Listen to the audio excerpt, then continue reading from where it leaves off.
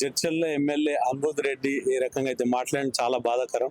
ఎందుకంటే SC ST బీసీలని కీచపరిచేలాగా మా మనోభావాలు దెబ్బతిన్నాయి. ఎందుకంటే రాష్ట్ర ఎన్నికల సంఘం కానీ యావత్తు భారతదేశం యొక్క ఎన్నికల సంఘం కానీ ఏం చెప్తుందంటే ఎవరైనా పోటీ చేయొచ్చు, ఎవరు ఎక్కడికి వెళ్ళినా పోటీ చేయొచ్చు అని చెప్తుంది. దాన్ని ఆయన నిన్న వివరిస్తూ ఏమంటాడంటే పోటీ చేసే వాళ్ళంతా ఒక రకంగా ఆ భాష వాడుతున్నాను. ఎందుకంటే అంత మదం ఎక్కింది అతనికి.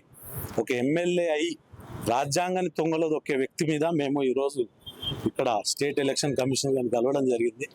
ఎందుకంటే రాజ్యాంగం ఇచ్చిన హక్కు ఇది, ఎవరైనా పోటీ చేయొచ్చని.